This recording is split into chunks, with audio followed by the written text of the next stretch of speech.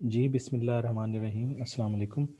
ये पिछला जो लेक्चर था वो हम लोगों ने ये लेमन ब्रदर्स तक मेरा ख़्याल है आप लोगों को बता दिया था कि किस तरीके से वो प्रॉब्लम में गया था, और मैं आपसे डिस्कशन कर रहा था फाइनेंशियल क्राइसिस के हवाले से, जो कि आया था, अमेरिका से शुरू हुआ था और पूरी दुनिया में वो फैल गया था।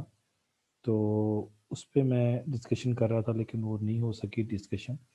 तो उसकी ये एक्चुअली टॉपिक था ग्लोबल बैंकिंग क्राइसिस। तो इसमें हमने ये डिस्कशन किया था, कर रहे थे बल्कि, कि ये शुरू हुआ था 1997 से लेके 2006 तक। तो एक्चुअली उसकी क्या वजूहात थी, क्यों ग्लोबल फाइनेंशियल क्राइसिस आया था, उसकी क्या रीज़न है, वो पहले हम डिस्कस कर लेते हैं। पहली चीज़ उसमें ये थी कि यूएसए के अंदर प्रॉपर्टी बूम आया था, प्रॉपर्टी बूम। और ये टाइम पीरियड था 1997 से लेके 2006 तक। और इस टाइम पीरियड के अंदर जो घरों की कीमतें थी वो तकरीबन, मैंने आपको पहले भी बताया था कि 124% जो है वो बढ़ गई थी। और इसकी वजह से तमाम लोग जो हैं यूएसए के अंदर वो कोशिश कर रहे थे कि हम बैंकों से कर्जा लें और कर्जा लेके घर बनाएं और फिर उनको बेचें। ज़ाहिर सी बात है, ये प्रॉफिटेबल उस वक्त काम था।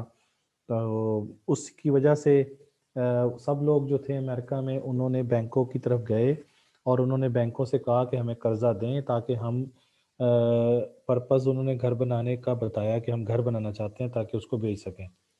बैंकों को क्या चाहिए था कि उनके पास लोग कर्जा लेने के लिए आ जाएं, और बैंकों ने बगैर इस चीज़ को देखे हुए कि वो प्राइम लेंडर हैं, प्राइम बोरोवर हैं या नहीं है, उन्होंने सब प्राइम लेंडिंग की और उन्होंने ऐसे लोगों को कर्जा दिया जो कि बाद में जिन्होंने कर्ज वापस नहीं किया, जिसकी वजह से बैंकिंग सिस्टम के अंदर क्राइसिस आया बहुत ज़्यादा।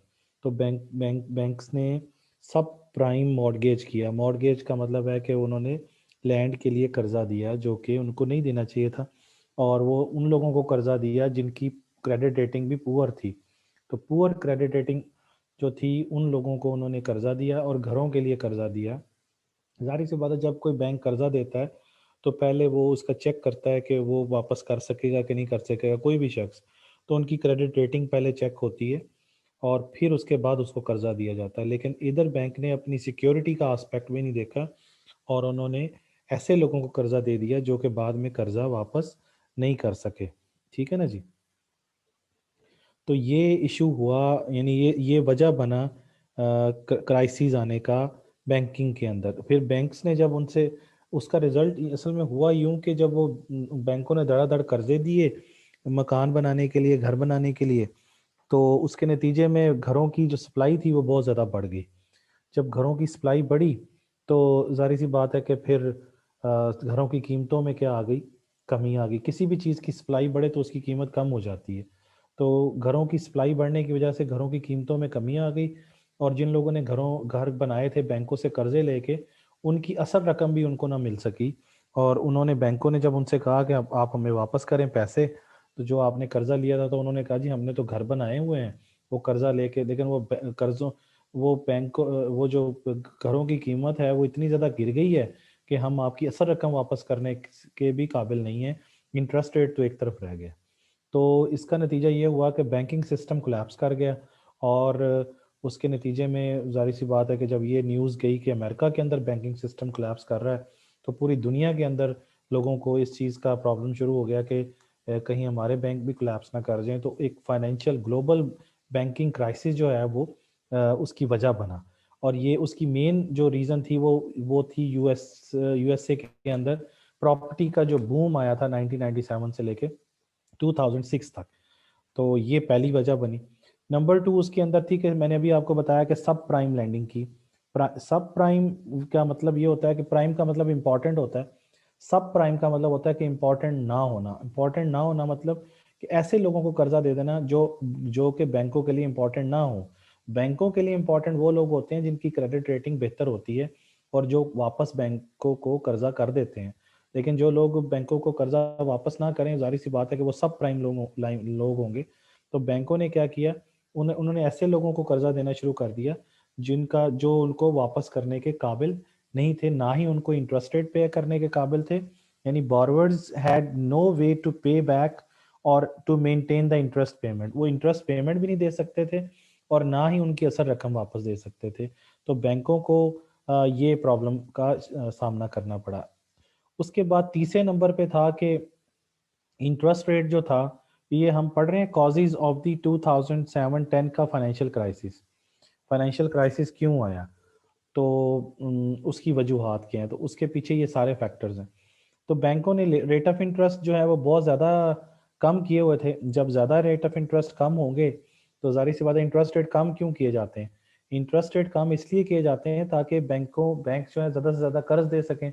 जब बैंक इंटरेस्ट रेट लो रखेगा तो लोग कर्ज ज़्यादा लेंगे, और कर्ज ज़्यादा लेंगे तो फिर वो जाहिर सी बात है इन्वेस्टमेंट करेंगे, घर बनाएंगे, मुल्क के अंदर खुशहाली आती है, मुल्क के अंदर रोज़गार के मौके पैदा होते हैं, क्योंकि जितनी ज़्यादा इन्वेस्टमेंट होगी उतने ही लोगों को रोज़गार भी मिलता है। तो ये चीज़ थी, लेकिन इसका नतीजा क्या निकला, इसका नतीजा ये निकला कि धड़ाधड़ लोगों ने कर्जे लिए और फिर वो कर्जे वापस ना कर सके, और रिजल्टेंटली बैंकिंग जो है वो क्राइसिस आ गया। फिर poor regulation on the financial sector, यानी एक ये अगली वजह, ये सारी हम पढ़ रहे हैं कॉजेज, कॉजेज पढ़ रहे हैं, causes of the financial crisis. तो आपके सामने जब ये देखा गया कि अमेरिका के अंदर उन्होंने जो सेंट्रल बैंक का रोल होता है बड़ा इंपॉर्टेंट होता है, हर हर मुल्क के अंदर, हर मुल्क के अंदर सेंट्रल बैंक का रोल बहुत ही इंपॉर्टेंट होता है, और वो बैंकिंग सेक्टर को रेगुलेट कर रहा होता है, चला, रेगुलेट का मतलब है चला रहा होता है।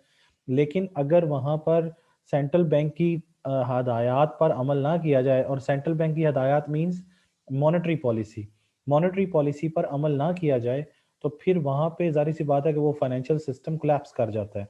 और अमेरिका में भी यही हुआ कि उन्होंने अमेरिका के सेंट्रल बैंक की हदायत पे अमल ना किया, या इन अदर वर्ड्स ये कह लीजिए कि अमेरिका का सेंट्रल बैंक इस काबिल नहीं था या इस काबिल ना हो सका कि वो अपने बैंकिंग सेक्टर को या अपने फाइनेंशियल सेक्टर को अपनी रेगुलेशंस के मुताबिक चला सके, जिसकी वजह से लोगों ने या बैंकों ने ऐसी ऐसी रिस्की लैंडिंग की जिसके नतीजे में बैंक सिस्टम जो है वो डाउन हो गया और कोलैप्स कर गया। और उसके बाद अगला जो पॉइंट बना, वजह बना किसका, क्राइसिस का, वो वजह था एक्सेसिव कॉम्प्लेक्स फाइनेंशियल एसेट्स। तो एक्सेसिव फाइनेंशियल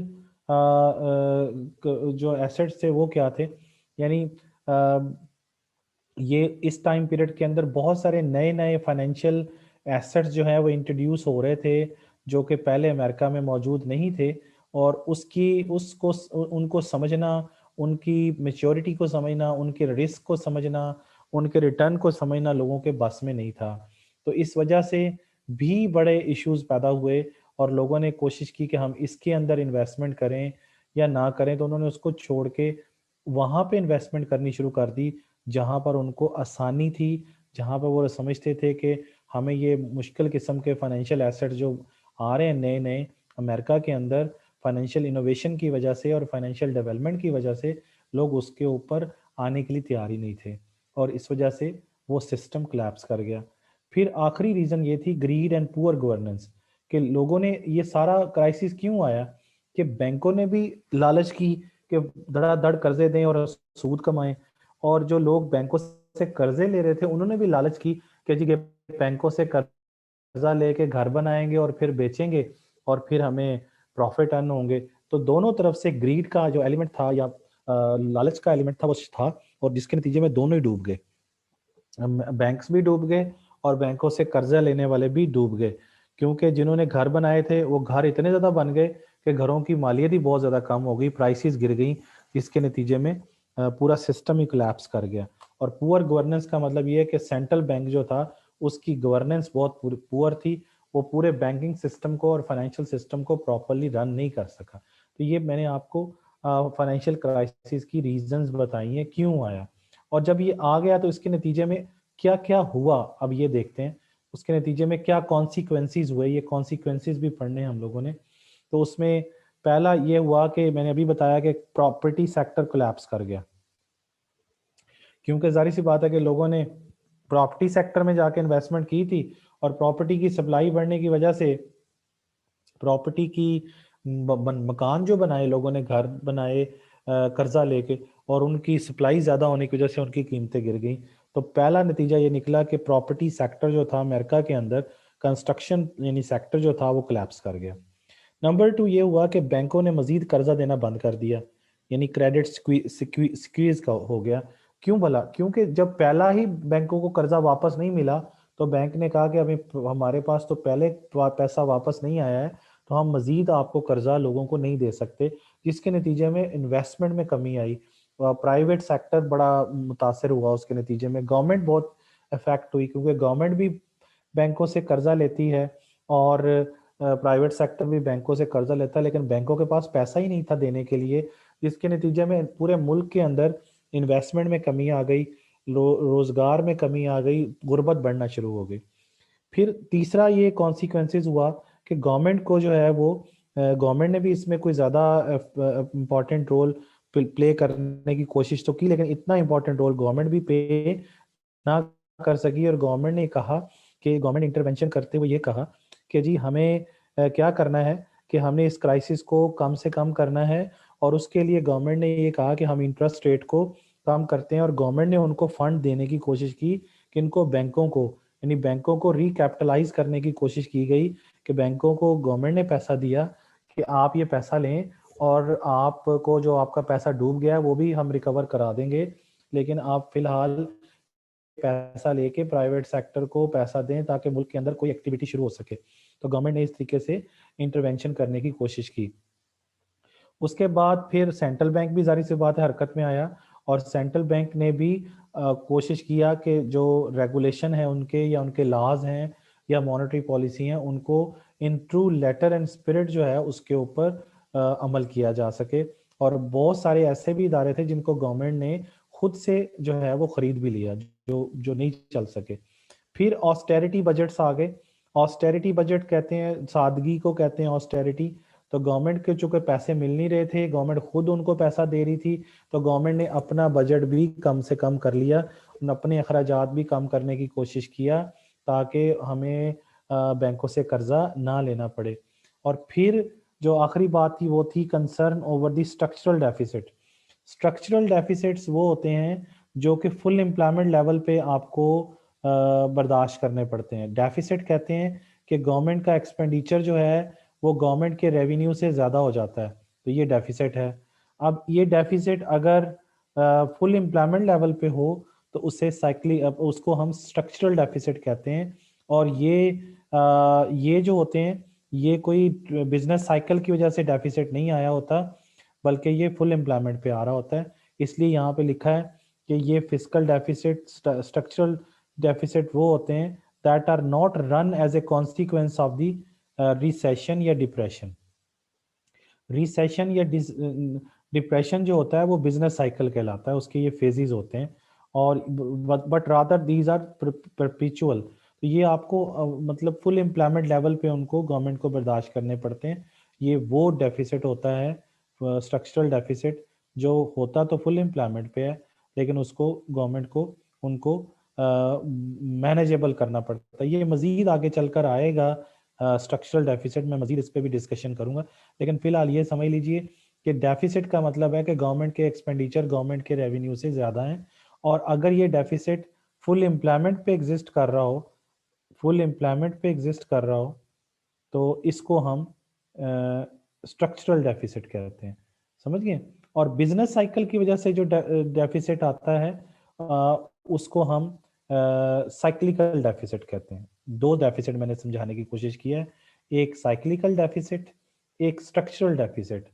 साइक्लिकल डेफिसिट वो होता है जिसमें business activity up and down जाती है, ऐसे ऐसे ऐसे, यानी कभी बिजनेस एक्टिविटी अप होती है कभी डाउन होती है ना, ये इसे कहते हैं बिजनेस साइकिल। इस बिजनेस साइकिल में कभी रिसेशन आता है, कभी डिप्रेशन आता है, ये चार फेजेस होते हैं।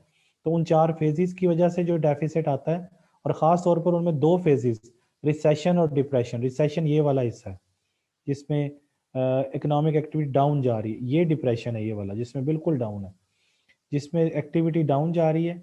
इस तरह ये भी रिसेशन है, ये वाला ये रिसेशन है, और ये बिल्कुल डाउन आ जाएगी, ये डिप्रेशन है।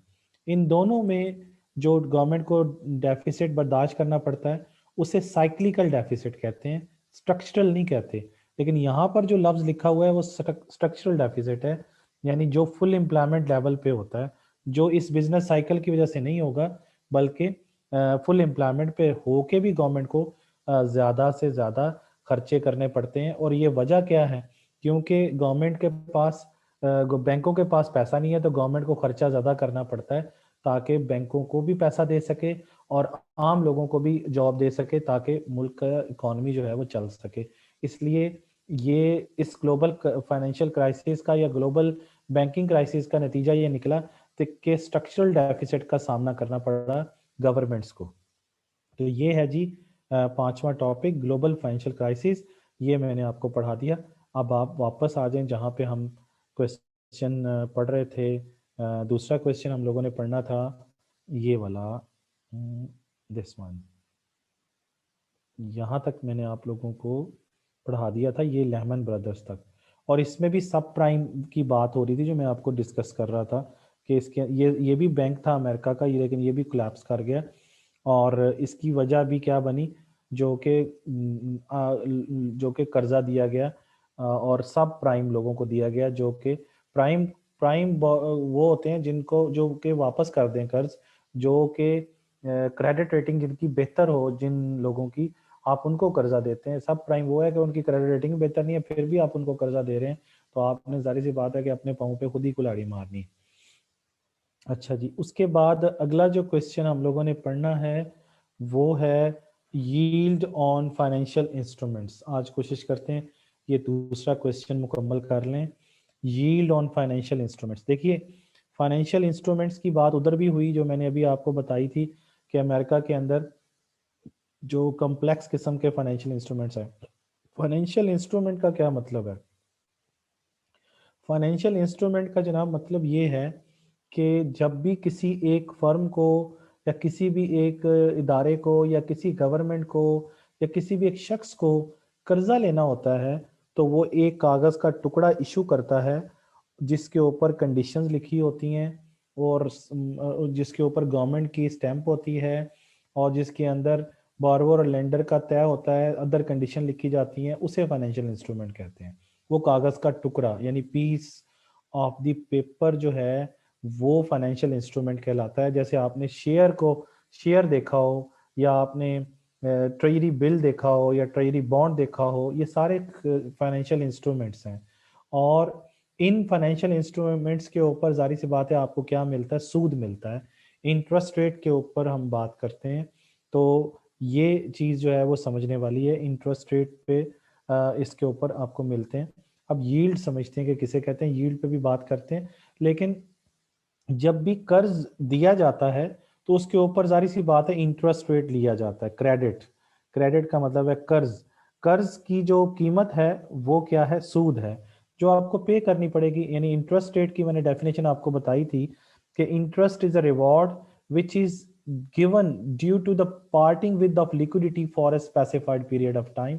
और दुनिया में बेशुमार इंटरेस्ट रेट हैं, जैसे कि बेस रेट है वो भी इंटरेस्ट रेट है, मॉर्गेज रेट है वो भी इंटरेस्ट रेट है, यील्ड ऑन गिलेट एज सिक्योरिटीज हैं ये भी इंटरेस्ट रेट है। तो इसमें यही बताया जा रहा है कि इंटरेस्ट रेट कई किस्म के हो सकते हैं। जैसे फॉर एग्जांपल आप लोगों को याद होगा, जैसे फॉर एग्जांपल ये देखिए कि यहाँ पे मैं आपको बताऊं कि मैंने आपको ये बताया था कि जब फॉर एग्जांपल एक बैंक, ये देखिए ज़रा, ये जस्ट अ मिनट, मैंने आपको समझाया था ये बात भी। ये देखिए ये इंटरेस्ट रेट कि एक डिपॉजिट रेट होता है ना, ये समझाया था ना, डिपॉजिट रेट होता है जो कि इंटरेस्ट रेट होता है जो बैंक सेवर को पे करता है। और फिर मैंने आपको बताया था कि इन्वेस्टर जो होता है वो बैंक को पे करता है, उस इंटरेस्ट रेट को क्या कहते हैं? लैंडिंग रेट कहते हैं, या उसको एडवांसिंग रेट कहते हैं, है ना। और इसी तरीके से मैंने बताया था कि लैंडिंग रेट और डिपॉजिट रेट का जो डिफरेंस होता है उसे इंटरेस्ट रेट स्प्रेड कहते हैं। तो ये क्लियर हो रही है ना बात आपको?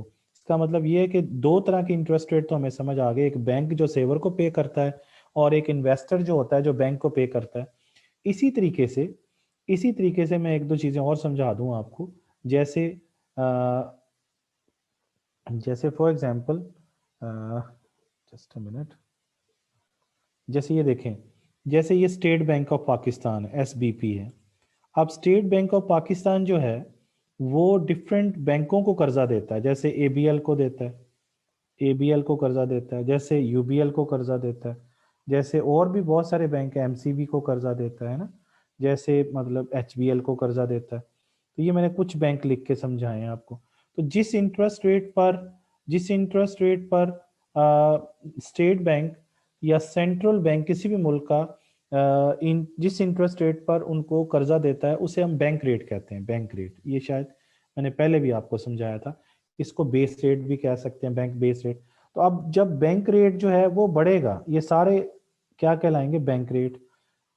ये सारे जिस पर सेंट्रल बैंक इन तमाम बैंकों को क्या देता है? कर्जे देता है। तो अगर बैंक रेट ज्यादा होगा, अगर ये देखें ना, ये फिर क्या करते हैं? ये सारे बैंक्स जो हैं ये किन को कर्जा देते हैं? ये फिर आगे इन्वेस्टर को कर्जा देते हैं, है ना। ये किसको कर्जा देते हैं? ये इन्वेस्टर को कर्जा देते हैं। और ABL फॉर एग्जांपल 5% पे लेके आगे 10% पे दे देता है, ये क्या होगा? ये लैंडिंग रेट होगा। ये UBL जो इन्वेस्टर को कर्जा देता है, लैंडिंग रेट वो फर्ज कर लें 12% है। ये लैंडिंग रेट जो देता है वो फर्ज कर लें 15% है। ये लैंडिंग रेट जो है HBL जो देता है वो फर्ज कर लें कि 9% है। तो आपके सामने है। इसका मतलब ये है कि ये 5% पे लेके सारे सबको बैंक ने, सेंट्रल बैंक ने 5% पे दिया है, और आगे तमाम बैंक्स अब डिफरेंट इंटरेस्ट रेट पर उनको कर्जा देते हैं। तो अगर ये बैंक रेट में इजाफा हो जाए, तो बैंक रेट में इजाफा होने से लैंडिंग रेट में इजाफा होगा या कमी हो जाएगी? इजाफा हो जाएगा। इसका मतलब अगर ये बैंक, सारे बैंक्स सेंट्रल बैंक से ज्यादा सूद पर कर्जा लेंगे तो फिर आगे इन्वेस्टर को भी ज्यादा इंटरेस्ट रेट पे कर्जा देंगे। तो बैंक रेट के बढ़ने से इंटरेस्ट रेट क्या होता है? बढ़ जाता है। और अगर ये मतलब बैंक रेट कम हो जाएगा या बेस रेट कम हो जाएगा तो फिर लैंडिंग रेट भी क्या हो जाएगा? कम हो जाएगा। तो बैंक रेट का और लैंडिंग रेट का रिलेशनशिप क्या है? पॉजिटिव है। ये बात समझ में आ गई? यही बात जो है अगर आप नोटिस करें तो यहाँ पे लिखी हुई है, इस जगह पे देखिए, ये A पॉइंट पे देखिए, इसमें ये लिखा है कि if some interest rate goes up, for example bank base rate, तो इंटरेस्ट रेट भी क्या करेंगे? Move up. और इसी तरीके से अगर वो बैंक रेट डाउन हो जाता है तो बाकी इंटरेस्ट रेट भी कहाँ जाएंगे? वो डाउन चले जाएंगे। ये मैंने अभी आपको समझाया है, ये वाली चीज समझ गए ना। अच्छा, इसी तरीके से मजीद एक दो चीजें समझ लें आप कि फॉर एग्जांपल ये देखिए कि ये इंटरेस्ट रेट तो मतलब सेंट्रल बैंक और कमर्शियल बैंक और फिर कमर्शियल बैंक से इन्वेस्टर तक की कहानी थी ना। अगर फर्ज करें UBL ने HBL से कर्जा लेना हो, UBL ने HBL से और HBL ने UBL से कर्जा लेना हो, यानी कोई से दो कमर्शियल बैंक्स ने आपस में कर्जा लेना हो, तो उसके ऊपर जो एक बैंक दूसरे बैंक से इंटरेस्ट रेट चार्ज करता है ना, उसे पाकिस्तान में काइबोर कहते हैं। उसे आमतौर पर के बोलते हैं कि Karachi inter bank offer rate. ये वो इंटरेस्ट रेट है जो कि एक बैंक दूसरे बैंक से जब कर्जा लेता है तो उसको पे करता है। मतलब अगर के फर्ज करें 12% है, तो इसका मतलब ये है कि HBL ने जब कर्जा लेना है UBL से तो 12% पे कर्जा लेगा, और इसमें अगर UBL ने कर्जा लेना है HBL से तो वो भी के पर लेगा 12%। तो दो बैंकों के दरमियान जो इंटरेस्ट रेट होता है उसे काइबोर कहते हैं। समझ गए? काइबोर क्लियर हो गया। लंदन में उसको लाइबोर कहते हैं, लंदन इंटरबैंक ऑफर रेट, ये लंदन में है, ठीक है ना, UK में। इस तरह हर मुल्क में डिफरेंट होते हैं। पाकिस्तान में इसको काइबोर कहते हैं। ये क्लियर होगी बात आपको? इसी तरीके से हम आगे चलते हैं या मजीद समझते हैं इस बातों को किताब से। तो कोई क्वेश्चन तो नहीं है आपके? नहीं, कोई क्वेश्चन नहीं। अच्छा, अब ये देखिए कि फॉर एग्जांपल इस बुक के अंदर देखिए, यहाँ पे बता रहे हैं कि इंटरेस्ट रेट और यील्ड में क्या रिलेशनशिप है। इंटरेस्ट रेट और यील्ड में क्या रिलेशनशिप है ये समझते हैं। तो यहाँ पर देखिए, यहाँ पे आपको बता रहे हैं कि यील्ड जो होती है वो a yield is a general term to describe the return from an investment. यानी यील्ड का मतलब है कि return from an investment, investment से आपको कितना रिटर्न मिलता है उसे हम यील्ड कहते हैं। अब यील्ड का फार्मूला मैं आपको लिख के समझाता हूँ। यील्ड का फार्मूला है जनाब return over price of bond. ये है यील्ड ऑन बॉन्ड। ये मैंने आपको क्या समझाया, yield on bond. For example यहाँ से एक डेटा लेके समझते हैं। ये प्राइस ऑफ बॉन्ड है और फर्ज कर लें प्राइस ऑफ बॉन्ड 100 है और उसके ऊपर रिटर्न कितना है, ये कितना, ये क्या लिखा है, रिटर्न, रिटर्न है 10 रुपये। और अगर आपसे कहा जाए यील्ड फाइंड करें तो ये फार्मूला हमारे सामने है, return over price of bond. तो आप कैसे करेंगे, यानी यहाँ पे यील्ड फाइंड करना है तो यील्ड इधर से फाइंड करें तो रिटर्न कितना है 10, और ये 10 आ गए ये, और प्राइस ऑफ बॉन्ड कितनी है, ये नीचे प्राइस ऑफ बॉन्ड लिखनी है 100, ठीक है ना जी, और इनटू यहाँ पे 100, ये फार्मूला, तो इनटू 100 कर दीजिए तो यील्ड आ जाएगी। तो यील्ड कितनी आएगी आपके पास, ये आ जाएगी 10%। ये 10% यील्ड आ गई जी, यील्ड समझ आ गई। इसी तरीके से अगर हम आपसे कहें कि प्राइस ऑफ द बॉन्ड जो है वो 80 रुपीज़ हो गई है लेकिन उसके ऊपर रिटर्न 10 ही है, तो अब बताएं यील्ड कितनी है। तो ये कितना आएगा, 80 डिवाइडेड बाय, सॉरी 80 नहीं 10, रिटर्न कितना है 10 ही है, रिटर्न रिटर्न 10 ही है, 10 डिवाइडेड बाय 80 इंटू 100। तो ये यील्ड आपके पास आ जाएगा कितना, 10/80, ये आ जाएगा जनाब 12.5%, 12.5% रिटर्न आ जाएगा, यील्ड आ जाएगा। तो अब आपके ये सामने के यील्ड कैसे फाइंड करते हैं, तो यील्ड क्या है, return on the price of the an asset. Asset यहाँ पे क्या है, बॉन्ड है। तो ये यील्ड, ये यील्ड समझ आ गया। तो ये यील्ड ऑन किस पे आ गया, बॉन्ड पे, क्योंकि हमने बॉन्ड पे फाइंड किया। तो ये इसका फार्मूला, यानी return over price of the bond into 100। ये समझ आ गई। ये देखें, a yield is a general term to describe the return from investment. It is calculated by expressing the return, ये return, as a percentage of market price of the investment. ये यही बात है, यानी रिटर्न, ये रिटर्न, ये return लिखा, और market price of the investment means price of the bond, ठीक है ना जी ये। और अब यहाँ पे ज़रा देखें कि in price of the bond, यहाँ पर ये बता रहा है कि note that the yield for the bonds, ये मैंने यील्ड फॉर द बॉन्ड्स ही कहा है, are inversely related to the bond prices. ये आपके सामने कि यील्ड देखें, ये प्राइस ऑफ द बॉन्ड कम हुई और यील्ड क्या हो गई, बढ़ गई। ये देखें, ये 100 से 80 हुई और ये 10% से 12.5% हो गई। इसका मतलब ये है कि प्राइस ऑफ द बॉन्ड के कम होने से यील्ड क्या हो रही है, बढ़ रही है, नेगेटिव रिलेशनशिप।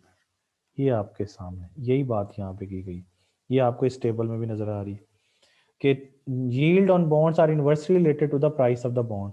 तो प्राइस ऑफ द बॉन्ड देखें कम हुई है, ये आपके सामने, और यील्ड क्या हो गई है, बढ़ गई है। और ये बात आपको यहाँ से भी नजर आ रही है, देखें ये, और ये न्यूमरेटर में है और ये डिनोमिनेटर में है, और न्यूमरेटर का डिनोमिनेटर के साथ रिलेशनशिप क्या होता है, नेगेटिव। ये एग्जाम्पल मैंने अभी आपको समझा दी है, यही एग्जाम्पल है जो मैंने अभी आपको समझाई है, ठीक है ना जी। तो ये हमें समझ आ गया कि यील्ड क्या होता है और यील्ड कैसे फाइंड करते हैं। क्लियर, यहाँ तक कोई मसला, यील्ड समझ आ गया आपको। और यहाँ पर ये ज़हन में रखें कि इधर हमने फ़र्ज़ किया है कि जो बॉन्ड की जो फेस वैल्यू है, ये यहाँ पे इस एग्जांपल में फ़र्ज़ ये किया गया है कि face value of the bond जो है वो कितनी है, वो 100 रुपया है, $100 या 100 रुपया है, ठीक है ना जी। तो ये सारी कहानी क्लियर होगी। तो यही मैंने आपको अभी समझाया है।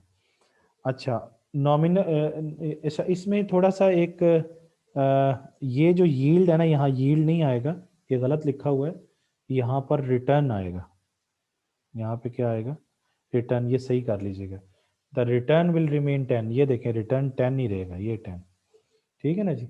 और nominal, nominal value of the bond का मतलब क्या है, nominal value of the bond का मतलब है फेस वैल्यू जो कि उसके ऊपर लिखी होती है bond, face value of the bond. देखें अब पहली चीज तो ये है कि बॉन्ड को समझना भी बड़ा जरूरी है।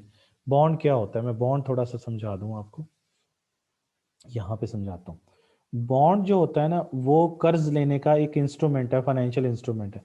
ये बॉन्ड होता है इस तरीके से, यहाँ पर पहले कंपनी का नाम लिखा होता है, फॉर एग्जांपल एबीसी कंपनी, और यहाँ पे लिखा होता है फेस वैल्यू, यानी जितने मालियत का कोई कंपनी कर्जा लेना चाहती है, फर्ज करें $100, तो ये $100 का अब एबीसी कंपनी को कर्जा चाहिए, तो उन्होंने ये बॉन्ड इशू किया है, और उसके ऊपर इंटरेस्ट रेट वो बता देते हैं, फॉर एग्जांपल वो बताते हैं जी 10% पर एनम, पर एनम, और इसकी मेच्योरिटी भी बता देते हैं कि कितने साल का है, फॉर एग्जांपल वो कहते हैं 5 years।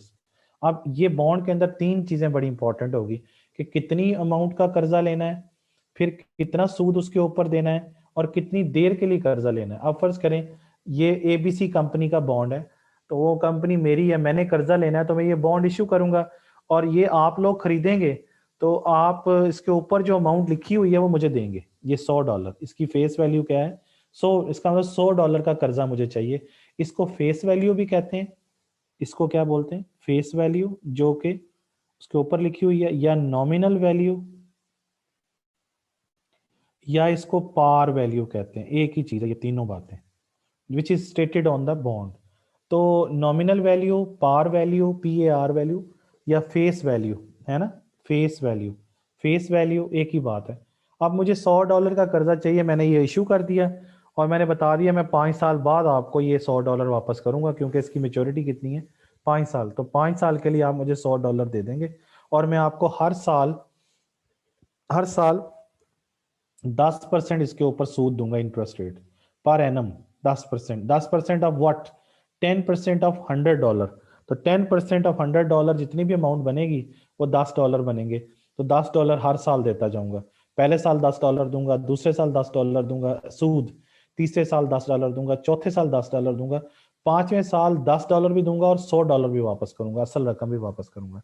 तो पांचवें साल दो दो चीजें, दो रकम वापस करूंगा, उस साल का सूद, और उसके बाद उस साल उस असल रकम भी वापस करूंगा। तो बॉन्ड समझ आ गया। बॉन्ड के अंदर, bond is a debt instrument, bond कर्जा लेने का एक फाइनेंशियल इंस्ट्रूमेंट है। बॉन्ड क्लियर हो गया अब आपको? अच्छा, अब इस बॉन्ड की फेस वैल्यू तो $100 है, लेकिन इसकी मार्केट में वर्थ 100 से ज्यादा भी हो सकती है, उसे कहते हैं price of the bond.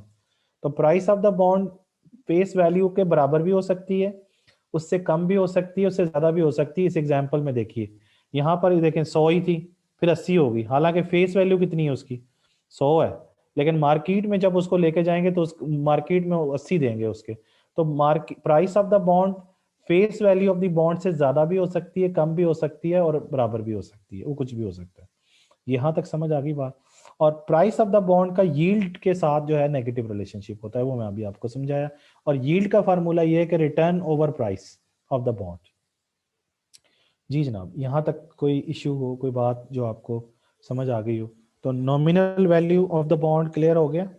Nominal value means face value, face value भी बोलते हैं, और इसको जनाब आप नॉमिनल वैल्यू भी बोलते हैं, और इसको पार वैल्यू भी बोलते हैं, ठीक है। और यहाँ पर आपको ये बता रहे हैं कि हम यहाँ पे प्राइस ऑफ द बॉन्ड, ये $100 इसकी फेस वैल्यू है जो मैंने भी आपको बताई, ठीक है। एग्जाम्पल मैंने आपको समझा दी। अब जो है नॉमिनल और रियल रेट ऑफ इंटरेस्ट मैंने आपको समझाना है। नेक्स्ट टॉपिक जो अभी मैं आपको समझाता हूँ, ये वाला topic, nominal and the real rate of interest, ये मैं आपको लिख के समझाता हूँ। काइबोर मैंने अभी मुस्कान आपको बताया है कि ये वो इंटरेस्ट रेट है जो कि एक बैंक दूसरे बैंक से चार्ज करता है कर्जा लेने के लिए। ये शरह सूद है। मतलब HBL ने कर्जा लेना है UBL से, तो वो के पे लेगा, के मींस काइबोर पे लेगा, और फर्ज कर लें काइबोर 12% है, तो 12% वो सूद देगा, और वो फिर उस पे ले लेगा उसको, ठीक है। अच्छा, अब आई एम सॉरी, अब मैंने आपको समझाना था nominal and real rate of interest, है ना। Nominal and real rate of interest, वो मैं आपको समझा दूं इधर लिख के। ये समझ आ गया काइबोर, यानी एक बैंक दूसरे बैंक से जो कर्जा लेता है जिस सूद पे लेता है, ये जो मैंने बताया ना ये वाला बैंक रेट, ये सेंट्रल बैंक कमर्शियल बैंक को जिस इंटरेस्ट रेट पे कर्जा देता है ना उसे बैंक रेट कहते हैं। वो और होता है, वो सेंट्रल बैंक देता है। जैसे पाकिस्तान में central bank state bank of Pakistan है, अब वो यूबीएल को कर्जा देगा ना, तो उस इंटरेस्ट रेट को, जिस इंटरेस्ट रेट पे सेंट्रल बैंक किसी आम बैंक को कर्जा देता है, उसे बैंक रेट कहते हैं। समझ गए? और एक बैंक जब दूसरे बैंक से इंटरेस्ट रेट लेता है उसे के कहते हैं, काइबोर कहते हैं। ठीक है ना जी? अच्छा, अब जो टॉपिक हमने समझना है वो है जनाब क्या, वो है nominal and real rate of interest. Nominal and real interest rate, ये समझना।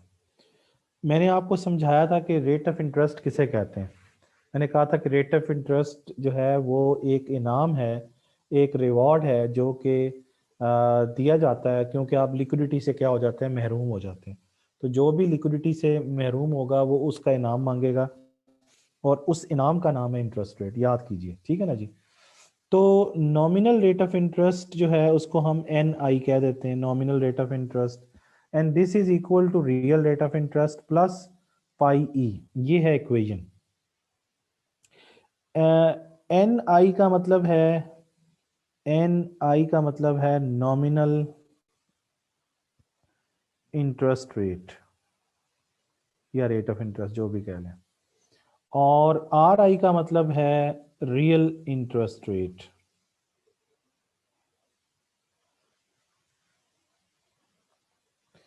और पाई ई का मतलब है, ई का मतलब है एक्सपेक्टेड, यानी फ्यूचर में जो होता है, एक्सपेक्टेड और फ्यूचर कह लीजिए।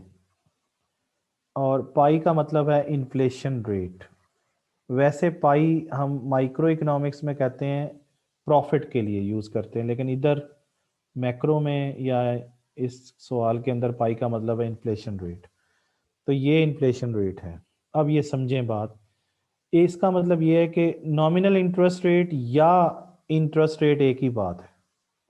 आम तौर पर कहते हैं ना इंटरेस्ट रेट, तो इंटरेस्ट रेट कह लीजिए या नॉमिनल इंटरेस्ट रेट कह लीजिए, वो एक ही बात है। इंटरेस्ट रेट या नॉमिनल इंटरेस्ट रेट एक ही बात होती है। लेकिन नॉमिनल इंटरेस्ट रेट जो है उसके दो हिस्से हैं, एक को हम रियल रेट ऑफ इंटरेस्ट या रियल इंटरेस्ट रेट कहते हैं, और दूसरा एक्सपेक्टेड इन्फ्लेशन रेट कहते हैं। ये बात समझिए। वो इस तरीके से कि जब मैं किसी को कर्जा देता हूं, मैं अपनी बात कर रहा हूं, तो मैं फर्ज कीजिए मैंने मोहम्मद अली को 1 लाख रुपए दे दिया एक महीने के लिए, 1 लाख रुपए दे दिया एक महीने के लिए। तो मुझे क्या नुकसान हुआ? मुझे दो नुकसान हो सकते हैं, दो नुकसान हैं। पहला नुकसान ये है कि मैं एक महीने के लिए मेरे पास 1 लाख रुपए नहीं रहेगा, तो मेरे पास लिक्विडिटी नहीं है, तो मुझे लिक्विडिटी से महरूमी का सामना करना पड़ गया 1 लाख रुपए की, उसका मुझे इनाम चाहिए। तो लिक्विडिटी ना, मैंने अपनी लिक्विडिटी किसी और बंदे को दे दी, मोहम्मद अली को दे दी कि ये लें जनाब आप इस्तेमाल कर लें 1 लाख रुपया, उससे बिछड़ने का मुझे इनाम चाहिए, और उसका नाम है आर आई यानी रियल रेट ऑफ इंटरेस्ट। और ये किस चीज को शो कर रहा है? ये मेरी लिक्विडिटी कंपनसेशन है। ये क्या है? Liquidity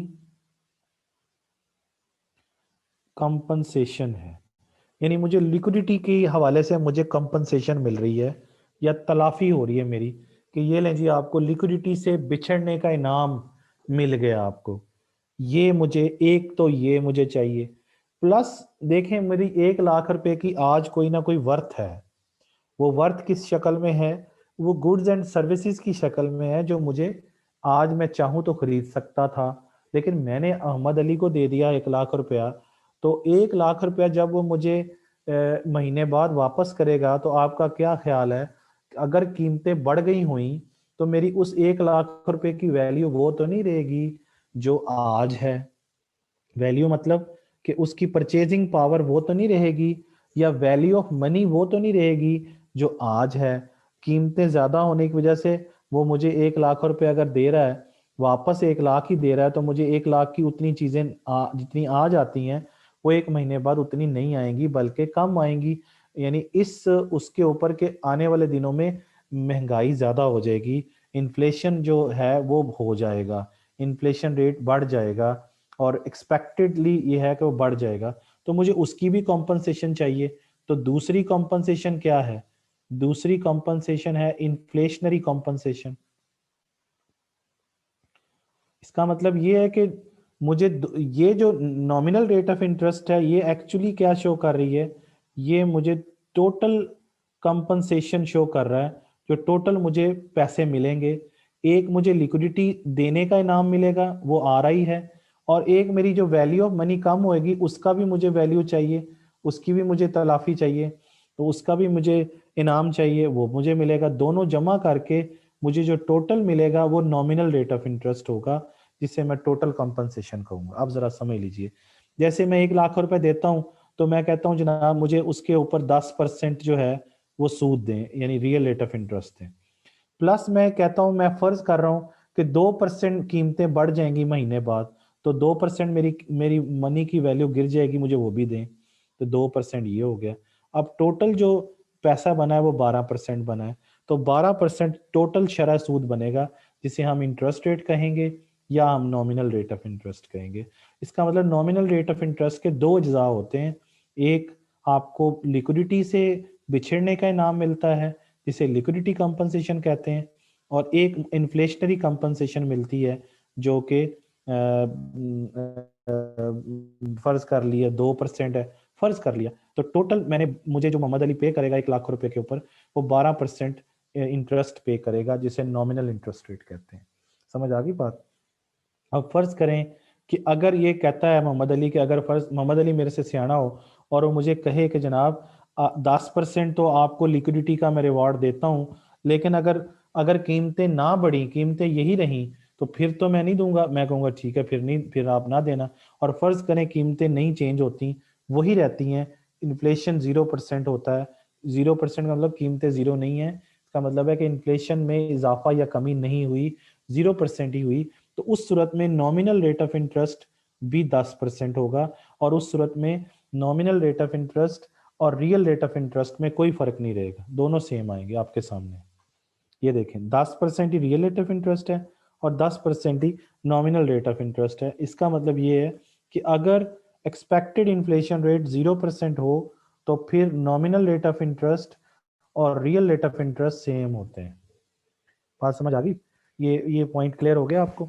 if expected inflation rate is 0%, then there is no change in the nominal rate of interest and the real rate of interest. अगली बात ये है कि अगर फर्ज करें ये 10% फिक्स है, अगले अगले महीने मजीद मैं कर्जा देता हूँ और मैं कहता हूँ जी ये 3% हो जाएगा, कीमतें 3% हो जाती है, तो देखें इंटरेस्ट रेट 13% हो जाएगा। इसका मतलब ये है कि अगर real rate of interest is constant, अगर real rate of interest constant रखा जाए, तो फिर there is one on one relationship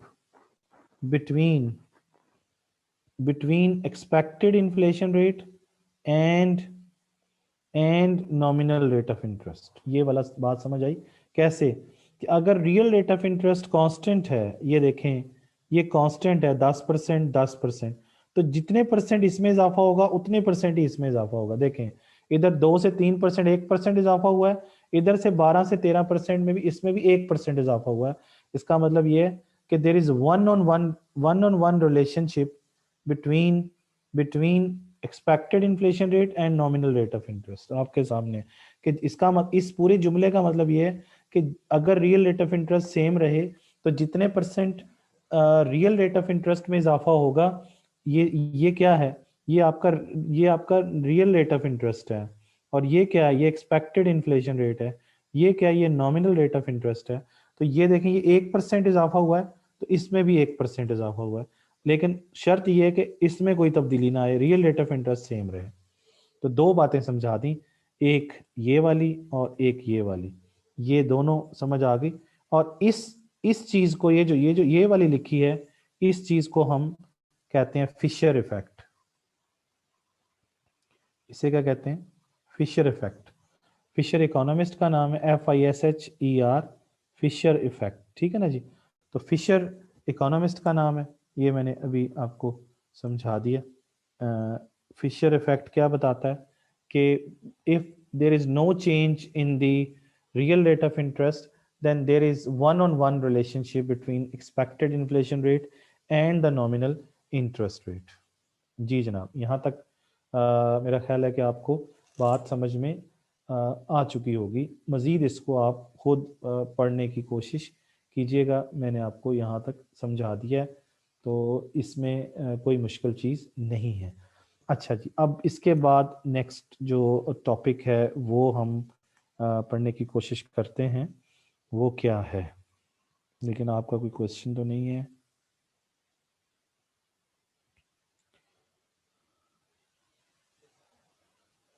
जी बिल्कुल, आपने ये सही लिखा है Muskan. Interest rate is a reward which is given due to the parting with the liquidity for a specific inflationary liquidity compensation. समझ में नहीं आया, वेरी गुड।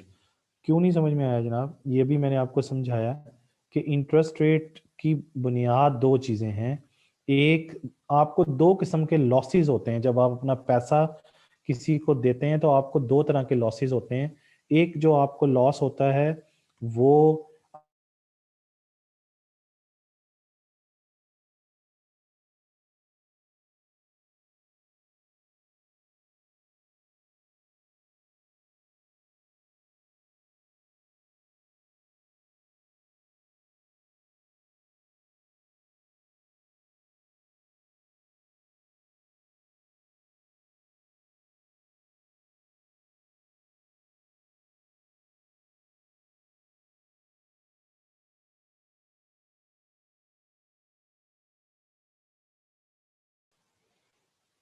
जी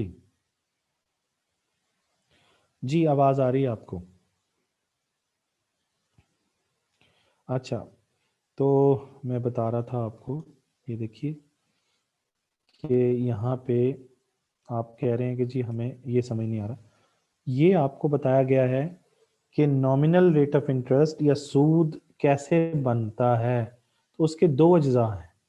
एक, आपको जब आप पैसा किसी को देते हैं, आप खुद सोचें, आपको पैसा देंगे तो आपको क्या लॉस हो सकते हैं।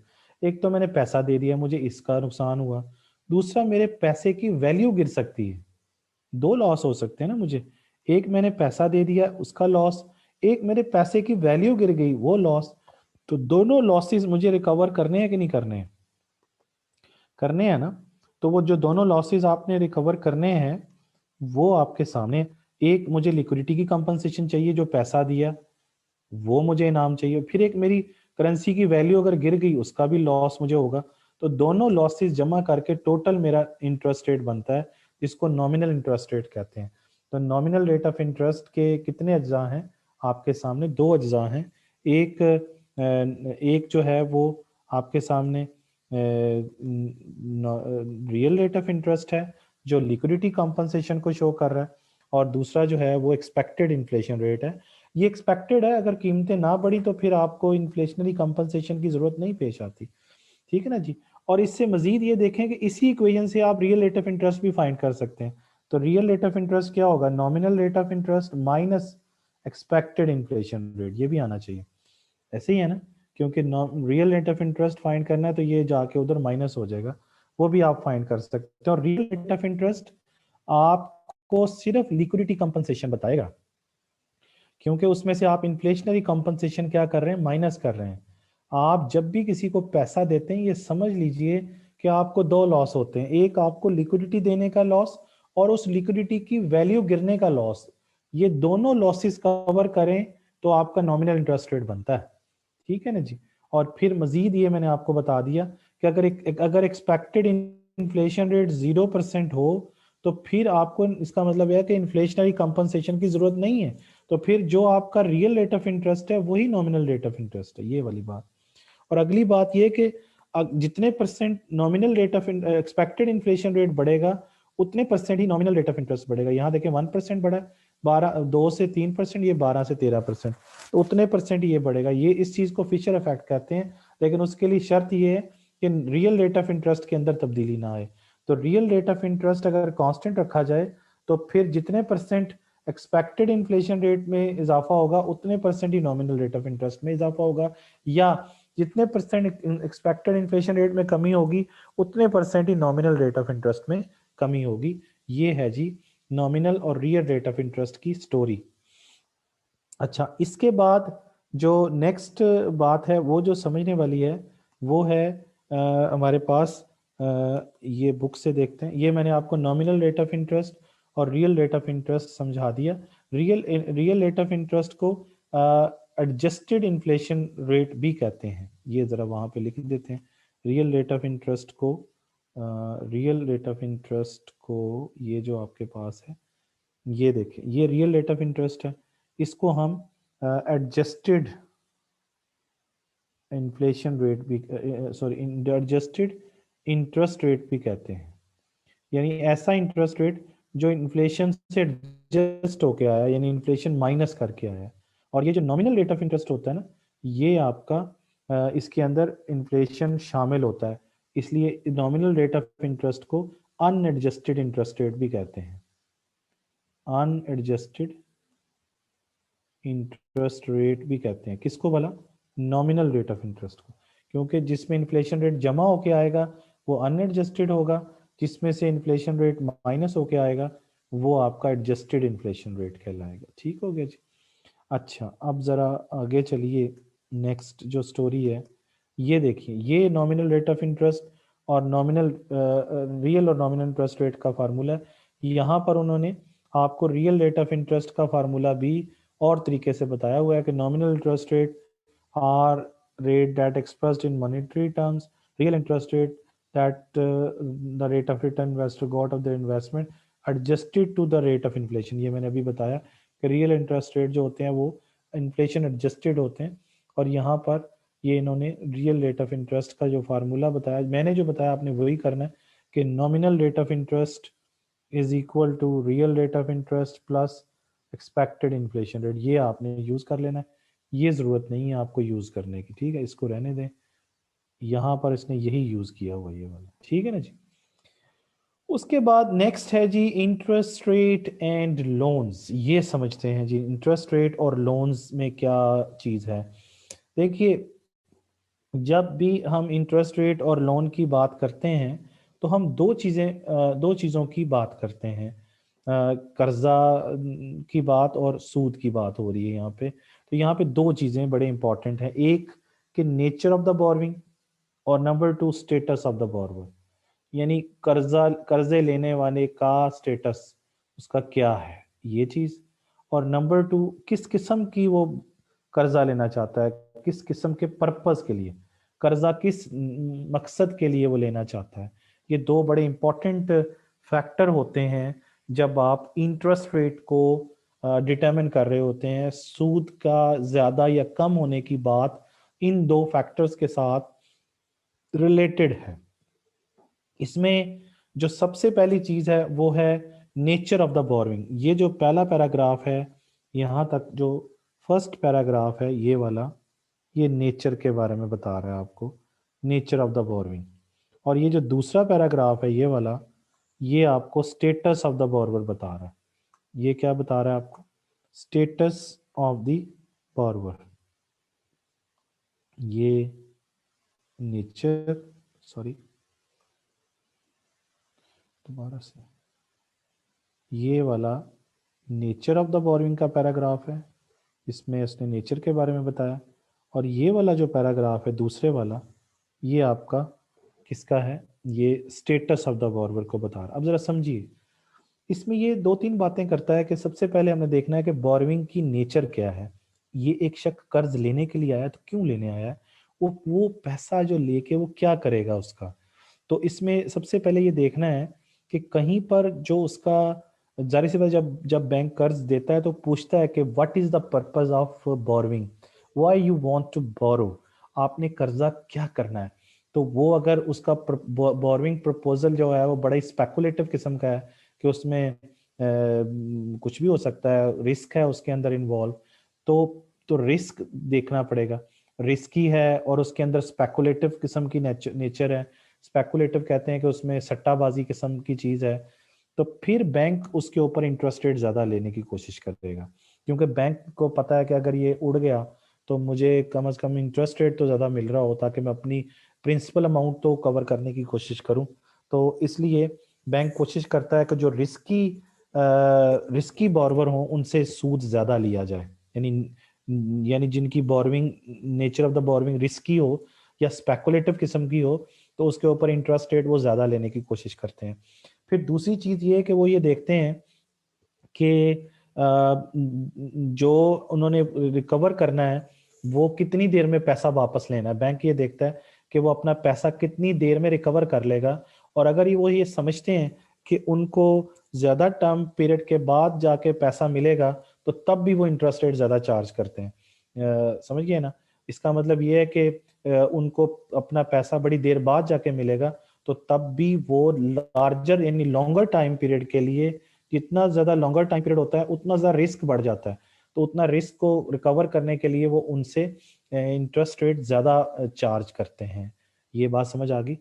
कम टाइम पीरियड के लिए कर्जा हो तो इंटरेस्ट रेट कम पे भी दिया जा सकता है, लेकिन आपको पता है कि 10 साल के लिए कर्जा दे रहा है, तो आपको पता है 10 साल में कौन जीता है कौन मरता है, तो इंटरेस्ट रेट जितना लिया जा सकता है उतना ही लेके अपना रिस्क को कम से कम करने की जो फाइनेंशियल इंस्टीट्यूशन होता है वो कवर करता है, अपने अपने डेट्स को या अपने लोन को रिकवर करने की कोशिश करता है, ताकि क्योंकि उतने 10 सालों के अंदर उनकी लोन की वैल्यू भी, या जो उनकी मनी की वैल्यू है वो भी कम होना शुरू हो जाएगी, उसकी पैसे की वैल्यू भी कम होना शुरू हो जाएगी, तो इंटरेस्ट रेट को ज्यादा उनको लेना पड़ता है वहां पे, ताकि उसको उसकी वैल्यू को भी रिकवर किया जा सके। इसलिए वो कोशिश करते हैं कि वो रियल इंटरेस्ट रेट को सामने रखें। रियल इंटरेस्ट रेट अभी समझाया कि जो कि इन्फ्लेशन से एडजस्ट होके आता है, इन्फ्लेशन रेट उसमें से माइनस करके देखते हैं कि हमें कितना बच रहा है उसके अंदर। तो इसलिए बजाय इसके कि हम नॉमिनल रेट ऑफ इंटरेस्ट जब डिटरमिन करें तो उसमें रियल रेट ऑफ इंटरेस्ट भी लें और एक्सपेक्टेड इन्फ्लेशन रेट भी कंसिडर करके फिर हम इंटरेस्ट रेट जो लेते हैं वो बेहतर होता है, जिसमें उनको कम से कम जो है वो देखना पड़ता है या कम से कम रिस्क का सामना करना पड़ता है। दूसरी जो चीज़ है वो स्टेटस ऑफ द बोरवर है। ये जो पहली जो चीज़ थी ये नेचर ऑफ द बोरविंग थी, यानी किस किस्म की बोरविंग है, जो मैंने अभी आपको समझाई कि वो रिस्की हो सकती है, स्पेकुलेटिव हो सकती है या लेंथी हो सकती है। तीन बातें, रिस्की, स्पेकुलेटिव और लेंथी। तो ये अगर तीन इस तरह की हैं तो उसमें उन्होंने क्या करना है, उसको उसके ऊपर इंटरेस्ट रेट जो है वो ज़्यादा चार्ज करना है। फिर दूसरा status of the बोरवर। Status of the बोरवर में भी हमने ये देखना है कि वो जो जिसको हम कर्जा दे रहे हैं या बैंक जिसको कर्जा दे रहा है उसकी क्रेडिट रेटिंग कैसी है, यानी वो कर्जा लेके वापस कर देता है कि नहीं कर देता। और अगर उसकी क्रेडिट रेटिंग अच्छी है, वो वापस करता है कर्जा और उसकी फाइनेंशियल गियरिंग भी बहुत अच्छी है, तो फिर उससे जाहिर सी बात है कम सूद लिया जाएगा, उससे रिलेटिवली लो इंटरेस्ट रेट लिया जाएगा। लेकिन एक शख्स की पुअर क्रेडिट रेटिंग है, उसकी फाइनेंशियल गियरिंग भी अच्छी नहीं है, तो फिर उनसे ज्यादा इंटरेस्ट रेट जो है वो चार्ज किया जाता है। और फिर ये भी देखा जाता है कि जो बोरवर है वो आप जब बैंक से कर्जा लेने के लिए जाएगा तो उसके लिए जाहिर सी बात है कुछ जमानत देगा, और जो चीज वो जमानत में देगा उसे कोलेट्रल कहते हैं। कोलेट्रल किसे कहते हैं? जैसे मकान के कागजात रखवा देगा, दुकान के कागजात रखवा देगा, गोल्ड रखवा देगा बैंक के पास as a collateral. Collateral mean जमानत के तौर पर, तो फिर उसके बदले में कर्जा मिलेगा। पता चले कि जो कोलेट्रल रखवाया है वो 5 लाख का है और कर्जा ले गया वो 10 लाख का, तो फिर तो बैंक को लेने के देने पड़ गए ना। तो इसलिए बैंक कोशिश करता है कि जो जो कोलेट्रल है ना उसकी वर्थ ज्यादा हो, ताकि अगर वो बंदा पैसे ना भी दे तो उसकी वो कोलेट्रल को बेचकर, यानी उसकी जमानत की चीज को बेचकर फिर वो उसको अपने पैसे को रिकवर कर सके। तो इसलिए क्वालिटी ऑफ दी सिक्योरिटी जो है ना बड़ी इंपॉर्टेंट है, यानी कोलेट्रल जितना अच्छा कोलेट्रल होगा उतना इंटरेस्ट रेट बैंक कम ले लेगा। अगर कोलेट्रल उसका जमानत के ऊपर जो चीज उसने रखी है वो अच्छी नहीं है, उसकी मार्केट में वर्थ इतनी नहीं है, तो फिर बैंक इंटरेस्ट रेट ज्यादा चार्ज करेगा, क्योंकि वो कहेगा जी ये जो आप दे रहे हैं इसकी तो मार्केट में वर्थ ही नहीं है, और अगर आप ना दे सके तो हमारे ना प्रिंसिपल अमाउंट कवर होगी ना हमारा सूद रिकवर होगा, इसलिए सूद ज्यादा देना पड़ेगा आपको। इसलिए कोलेट्रल जितना अच्छा होगा उतनी ही सूद कम देना पड़ेगा आपको। फिर मजीद देखिए, बात समझिए कि दोनों के पॉइंट ऑफ व्यू से फिर हमें ये देखना है कि type of any asset purchase by the loan, कि वो लोन लेके किस किस्म का एसेट जो है परचेज करता है, और यानी वो एसेट मार्केटेबल है या नहीं है या नॉन मार्केटेबल है। वही बात है सिक्योरिटी की, वो सिक्योरिटी जो आपने रखवाई यानी जो कोलेट्रल रखवाया है वो बाद में मार्केट में बेचें तो उसका पैसा मिल जाएगा कि नहीं मिलेगा, और वो मार्केटेबल है या नहीं है, रीडेमेबल है। रीडेमेबल का मतलब है अदायगी करना, उसकी अदायगी बाद में हो सकती है कि नहीं हो सकती, उसको दोबारा से बेच के बैंक अपने पैसे रिकवर कर सकता है कि नहीं कर सकता। और अगर वो जो सिक्योरिटी है वो रीड मार्केटेबल है और रीडेमेबल है तो फिर बैंक कम सूद ले लेगा।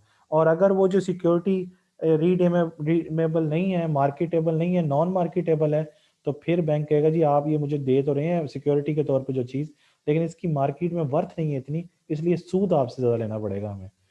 ठीक है ना जी। और फिर अगली चीज ये देखता है कि बैंक देखता है कि कितनी अमाउंट का कर्जा लेना है। लार्जर जो अमाउंट के लिए कर्जा लेते हैं ना, उसके ऊपर सूद कम दिया जाता है, कम लेता है, क्योंकि वो जारी सी बात है कि लार्जर अमाउंट दी उसको जाती है जिसकी फाइनेंशियल पोजीशन बेहतर होती है या मार्केट में उसकी क्रेडिट रेटिंग बेहतर होती है, तो उनको इंटरेस्ट रेट कम पे ऑफर किया जाता है। और आखिरी बात ये है कि हमें ये बात समझने की ज़रूरत है कि कोई भी लेंडर हो, उसने ये देखना बहुत ज़रूरी होता है लेंडर के लिए, लेंडर मीन जो कर्जा दे रहा होता है, कि वो ये समझे कि पर्पस क्या है इस कर्जे का, और फिर कॉम्पिटेंस ऑफ द बोरोवर कितनी है, कि बोरोवर उस पैसे को यूज कैसे करेगा मेरे को, और उसको वापस कितनी देर में कर देगा। और अगर ये लेंडर इस चीज को नहीं समझता तो उसको नुकसान हो सकता है, वो फाइनेंशियल इंस्टीट्यूशन जो लेंडर है, जो बैंक है, उसकी मार्केट में पोजीशन खराब हो सकती है, क्योंकि जो भी वो पैसा अगर वो वापस नहीं मिलता तो उस बैंक की फाइनेंशियल उस बैंक की या उस फाइनेंशियल इंस्टीट्यूशन की जो रेपुटेशन है वो डेंजर में चली जाएगी। जो पैराडाइज का मतलब है डेंजर में चली जाएगी बाय इनकंसिडर्ड लैंडिंग, के ये बैंक गलत लैंडिंग करता है और इसका नुकसान इस बैंक को ही हो रहा है। और इस बैंक में हम अपने पैसे नहीं रखवाएंगे, क्योंकि एज ए सेवर आप सोचेंगे कि ये तो अपने जिनको पैसे दिए इनने आगे लैंडिंग की है, तो इन्वेस्टर को वो पैसे इसको वापस नहीं मिल रहे, हमारे पता नहीं वापस मिलेंगे कि नहीं मिलेंगे। तो आप वहां पे रिस्की फाइनेंशियल इंस्टीट्यूशन में सेवर भी अपना पैसा जमा नहीं करवाता है। इसलिए कोशिश ये होती है बैंक की कि वो चेक करे, या लेंडर जो कर्जा दे रहा है, लेंडर का मतलब जो कर्जा दे रहा है वो देखता है किस पर्पस के लिए लोन ले रहा है, और फिर जो बोरोवर जिसने कर्जा लिया है वो फंड को यूज कैसे करेगा, उसकी कितनी कॉम्पिटेंसी है उसके अंदर, ये सारी चीजें चेक करके फिर वो सारी चीजें उसको लेके चलता है वहां पे। ठीक हो गया जी। यहाँ तक मेरा ख्याल है बात समझ में आ जाती है आपको। तो इससे आगे हम चलते हैं। नेक्स्ट टॉपिक है yield on short term money market instruments. Yield मैंने अभी आपको समझाया था। यील्ड का जर्नल फॉर्मूला ये था कि return over price of the bond. Bond का मतलब कोई भी फाइनेंशियल एसेट, यहाँ पर अगर मतलब कोई भी फाइनेंशियल एसेट लेंगे तो उसकी प्राइस से आपने डिवाइड किया, यहाँ पे जर्नली फार्मूला ये है। ये जर्नल फार्मूला मैंने आपको समझाया। ये देखें, yield is a general term है ना, यानी उसका रिटर्न ले लें और रिटर्न को प्राइस से क्या कर दें, डिवाइड कर दें। अब यहाँ पर हम जो डिस्कस करने जा रहे हैं वो यील्ड डिस्कस करने जा रहे हैं ऑन मनी मार्केट इंस्ट्रूमेंट। और आपको पता है कि मनी मार्केट होती शॉर्ट टर्म है, और शॉर्ट टर्म कितना होता है, लेस देन 1 ईयर। किस में भला, फाइनेंस की दुनिया में। ये इकोनॉमिक्स का चैप्टर नहीं है, ये फाइनेंस का चैप्टर है जो आप पढ़ रहे हैं। तो इसमें शॉर्ट टर्म और लॉन्ग टर्म जो है ना, शॉर्ट टर्म और लॉन्ग टर्म जो है वो कैलेंडर पीरियड है, इकोनॉमिक्स में नहीं होते, मैंने कई दफा बताया आपको। तो इसमें जनाब पहली चीज ये है कि पहली चीज इसके अंदर ये है कि yield on the commercial paper. Commercial paper पहले समझना पड़ेगा। देखें, जिस तरह से बॉन्ड कंपनी इशू करती है ना, ये मैंने अभी बॉन्ड समझाया था आपको, ये याद कीजिए, ये बॉन्ड समझाया था ना अभी आपको। 3 चीजें होती हैं, फेस वैल्यू, इंटरेस्ट रेट और मेच्योरिटी। आई का मतलब इंटरेस्ट रेट है, मेच्योरिटी मीन्स कितनी देर का कर्जा लेंगे आप। इसी तरीके से ये एक फाइनेंशियल इंस्ट्रूमेंट है। बॉन्ड क्या है, फाइनेंशियल इंस्ट्रूमेंट है। इसी तरीके से कमर्शियल पेपर भी क्या है, वो एक फाइनेंशियल इंस्ट्रूमेंट है, ये कमर्शियल पेपर। और जब किसी कंपनी को शॉर्ट टर्म में कर्जा लेना होता है तो वो कमर्शियल पेपर इशू करती है। याद रखिए, इशू वही करता है जिसने कर्जा लेना होता है, यानी issuer of the financial instrument is always the borrower. Borrower he issue करेगा, मैंने कर्जा लेना है, मैं कागज का टुकड़ा इशू करूंगा, वो कागज का टुकड़ा आप खरीदेंगे और उसके ऊपर जितनी रकम लिखी हुई है वो मुझे देंगे। और फिर वो जमानत भी होगा कि मैं आपसे कहूँ जी मुझे कर्जा दें, तो आप कहेंगे किस बेस पे कर्जा दें, तो आपको कोई ना कोई फाइनेंशियल इंस्ट्रूमेंट चाहिए होगा जो आप अपने पास रखेंगे। तो कमर्शियल पेपर क्या है, कमर्शियल पेपर जनाब शॉर्ट टर्म कर्जा लेने के लिए यूज होता है किसी कंपनी को, कंपनी ने ये इशू करती है, और ये इशू डिस्काउंट पे भी कर सकती है, और या इसे इसके ऊपर इंटरेस्ट रेट भी प्रॉपर दे सकती है। दोनों तरीकों से इशू हो सकता है, यानी डिस्काउंट भी कर सकती है और इसको इंटरेस्ट रेट। डिस्काउंट का मतलब मैंने पहले भी समझाया था आपको कि फर्ज करें कि 100 रुपए का कमर्शियल पेपर है, उसकी फेस वैल्यू कितनी है, 100 रुपया, लेकिन उसकी आप बिडिंग करेंगे, उसकी ऑक्शन होती है, नीलामी होती है, और आप उसकी प्राइस जो होती है उसकी फेस वैल्यू से कम होती है। मतलब 100 रुपया उसकी फेस वैल्यू है कमर्शियल पेपर की, 100 रुपया, $100 फॉर एग्जांपल, तो उसकी प्राइस फॉर एग्जांपल डिस्काउंट करने के बाद 900 की आप खरीद लेते हैं, तो आपको खरीदते ही पता चल जाता है कि 100 रुपये का अपना 100 रुपये का क्या हो गया बेनिफिट, यानी 1000 रुपये का है तो आपने 900 रुपये का खरीद लिया, तो आपको 100 रुपये का इसमें क्या हो गया बेनिफिट हो गया, समझ गए। या फिर आप कंपनी कहती है कि नहीं हम आपको प्रॉपर एक इंटरेस्ट रेट ऑफर करते हैं, जिस तरह बॉन्ड पे ऑफर होता है, ये जैसे इसके ऊपर लिखा हुआ था, बॉन्ड के ऊपर इंटरेस्ट रेट आपको प्रॉपरली ऑफर कर दी, ये डिस्काउंट पे नहीं है, ये प्रॉपर इंटरेस्ट रेट मिलेगा आपको हर साल 10%, 10%, 10%। लेकिन ऐसा अगर ना करना हो तो डिस्काउंट पे इशू होता है, और आप खरीदते ही आपको पता चलता है कि आपको कितने का बेनिफिट हो गया, यानी 1000 रुपये का है लेकिन आपने खरीदा 900 का, तो डिस्काउंटेड प्राइस क्या होगी 900, और आपको 100 रुपये का बेनिफिट हो गया। अब ये 100 रुपये को आप 100 रुपये सूद कह लीजिए या बेनिफिट कह लीजिए, प्रॉफिट कह लीजिए, आपकी मर्जी। लेकिन यहाँ पे बात समझने वाली ये है कि कमर्शियल पेपर के ऊपर यील्ड कैसे कैलकुलेट करते हैं। लेकिन आपको ये बताया कि कमर्शियल पेपर दो तरह से इशू होते हैं, एक डिस्काउंट पे इशू होते हैं, एक फेस वैल्यू पे इशू, यानी डिस्काउंटेड फ्रॉम फेस वैल्यू, यानी पहला तरीका ये है, और दूसरा क्या है, ये है कि इंटरेस्ट भी मिलता है उसके ऊपर, दोनों में से। लेकिन इंटरेस्टिंग बात ये है, वो कहता है कोई मर्जी मेथड अडॉप्ट कर लिया जाए, उसके ऊपर जो रिटर्न मिलता है ना वो सेम मिलता है, चाहे आप discount from the face value कर लें या इंटरेस्ट बेरिंग फॉर्म में ले लें, उनके ऊपर जो रेट ऑफ रिटर्न है ना वो सेम मिलता है, चाहे कमर्शियल पेपर डिस्काउंटेड हो या इंटरेस्ट बेरिंग बेसिस पे हो। ये आपको दोनों बताए हुए, नंबर 1 डिस्काउंट बेसिस के ऊपर यील्ड कैसे कैलकुलेट करते हैं, और फिर इंटरेस्ट बेरिंग बेसिस के ऊपर आप कैसे उसको करते हैं, क्या कहते हैं उसको, यील्ड कैसे कैलकुलेट करते हैं। तो उसका फार्मूला ये है, यानी डिस्काउंट बेसिस के ऊपर ये यहाँ पे ये इतनी बात है, यानी commercial yield on commercial paper हम पढ़ रहे हैं, ये इतनी बात है, ठीक है ना जी। तो यहाँ पे देखें कि इसका फार्मूला ये है कि discounted amount divided by maturing face value, ये है इसका फार्मूला, यानी यील्ड फाइंड करने का formula, yield on commercial paper. इसको मैं कहीं और लिख के समझाता हूँ, yield yield on commercial paper, sorry,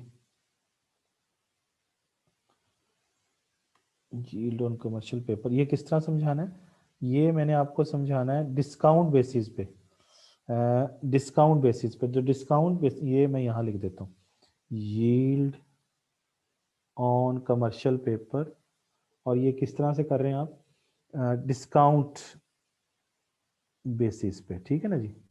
ये मैंने अभी आपको डिस्काउंट बेसिस पे समझा रहा हूँ, तो उसका फार्मूला ये है कि डिस्काउंटेड अमाउंट, फार्मूला क्या होगा, discounted amount divided by divided by maturing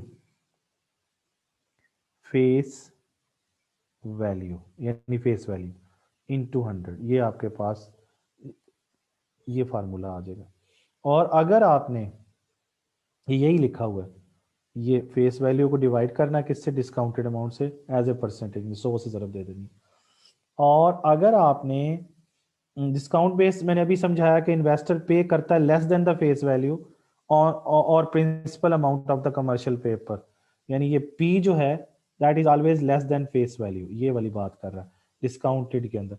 हाँ, इंटरेस्ट बेरिंग के अंदर फार्मूला क्या है, इंटरेस्ट बेरिंग के अंदर ये है कि फिर डिस्काउंटेड अमाउंट, ये थी yield on commercial paper on discounted base, और ये जो मैं अब बता रहा हूं ये है on interest bearing, yield on commercial paper at किस पे वाला, interest rate basis, at interest rate basis, ये वाला दूसरी चीज बता रहा हूँ, ये इंटरेस्ट बेरिंग बेसिस पे। उसका तरीका ये है कि इसमें भी आपने क्या करना है, इसमें भी आपने डिस्काउंटेड अमाउंट लिखनी है, discounted amount, discounted amount divided by initial proceed, जितने का आपने उसको खरीदा था, इनिशियल अमाउंट इनटू 100। इसका मतलब ये है कि अगर हम yield on commercial paper, yield on commercial paper on interest rate basis पे करें तो नीचे इनिशियल अमाउंट आ जाती है, ऊपर वही डिस्काउंटेड अमाउंट आती है। लेकिन अगर डिस्काउंटेड बेसिस पे करें तो डिस्काउंटेड अमाउंट तो ऊपर आ जाएगी लेकिन नीचे फेस वैल्यू आती है। तो इधर इंटरेस्ट रेट में सिर्फ ये फर्क है कि फेस वैल्यू की जगह इनिशियल अमाउंट आ जाती है जितने का आपने खरीदा होता है, ये फर्क है सिर्फ। फार्मूला समझ आ गया कि नहीं, ये देखें यही लिखा हुआ है कि this is the discounted rate as a percentage of initial proceed rather than maturing amount, यानी मैच्योरिंग अमाउंट के बजाय इनिशियल प्रोसीड से डिवाइड कर देना है तो आपके पास वही चीज आ जाएगी, यील्ड आ जाएगी। ये क्लियर होगी जी आपको बात। ये दोनों फार्मूले मैंने आपको लिख दिए हैं। यील्ड ऑन कमर्शियल पेपर दो तरह से कैलकुलेट होगी, ऑन डिस्काउंटेड बेसिस कैसे होगी वो भी फार्मूला बता दिया, और इंटरेस्ट रेट बेसिस पे कैसे होगी वो फार्मूला भी मैंने आपको बता दिया है आपके सामने। दोनों में जो न्यूमरेटर है वह सेम है और कोई उसमें फर्क नहीं है। ये डिस्काउंट इधर जो इंटरेस्ट रेट बेसिस पे अगर डिस्काउंटेड अमाउंट नहीं लिखना तो एक फार्मूला ये भी हो सकता है कि आप यहाँ पे लिख दें interest amount, interest amount divided by initial proceeds, तो ये भी फार्मूला आ सकता है, ये लिख लें या ये लिख लें, एक ही बात है इसका इंटरेस्ट रेट बेसिस के ऊपर। तो ये दोनों क्लियर। उसके बाद आ जाए जी yield on, yield on treasury bills. तो यील्ड ऑन ट्रेजरी बिल्स जो है वो समझते हैं। ट्रेजरी बिल मैंने पहले भी आपको समझाया था कि ट्रेजरी हमेशा डिस्काउंट, ट्रेजरी बिल गवर्नमेंट की होती है और गवर्नमेंट हमेशा उसको डिस्काउंट पे इशू करती है, यानी उस जिस तरह से ये मैंने अभी डिस्काउंट पे समझाया था आपको कमर्शियल पेपर, जैसे यहाँ पे देखें तो फार्मूला लिखा हुआ है हमारे सामने, F minus P over F into 360 over M, ये यील्ड। तो इसका मतलब ये है कि अगर एक गवर्नमेंट का जो ट्रेजरी बिल है वो फर्ज कर लें उसकी फेस वैल्यू 10,000 रुपये, $10,000 है, तो आप जाहिर सी बात जब उसको डिस्काउंट पे इशू होगा तो कम इसकी डिस्काउंट पे उसकी ऑक्शन होगी, और फर्ज करें आप ये ऑक्शन जीत जाते हैं ये वाली, तो ये देखें ये पी जो है ये फेस वैल्यू से क्या है, ये कम है आपके सामने। तो अब ये डिस्काउंट पे मिली, अब आपसे इसे यील्ड कैलकुलेट करनी कितनी होगी, तो उसका फार्मूला क्या है, उसका फार्मूला ये है कि एफ का मतलब ये है फेस वैल्यू, एफ का क्या मतलब है यहाँ पे फेस वैल्यू, ये एफ आपके सामने, तो एफ एफ की जगह पे ये एफ आ गया, पी आ गया, ये पी, और नीचे 10,000 वही एफ आ गया, इंटू 360 आपने लिखना है यहाँ पे, और फिर इधर उसने बताया था 182 डेज की ये है ट्रेजरी बिल, तो 182 डेज लिख दिया और इसको सॉल्व किया आपने, तो ये आ गया 5.55%, ये डिस्काउंट यील्ड कहलाती है। डिस्काउंट यील्ड समझ आ गया आपको। डिस्काउंट यील्ड में आपको F means face value minus P, P means purchase price, और डिवाइडेड बाय एफ मींस फिर फेस वैल्यू, और ये जो एम है ना maturity, maturity of the bill, ये कुछ भी दे देगा आपको, यानी 3 मंथ की दे देगा जिसको 91 यूज करेंगे, और इधर यहाँ पे एम की जगह पे अगर 6 मंथ दे देगा तो आपने 182 यहाँ पे यूज करना है, और जैसे भी वो देगा वो आपको बता देगा कितनी देर के लिए, तो आपको ये याद रखना पड़ेगा कि 13 वीक्स के लिए 91 यूज करेंगे, 26 वीक्स के लिए या 6 मंथ के लिए 182 यहाँ पे यूज करेंगे। किसके ऊपर, एम के लिए, एम को, एम के लिए मैं बात कर रहा हूँ आपको कि एम को आपने इस तरीके से यूज करना है। ये समझ आ गई।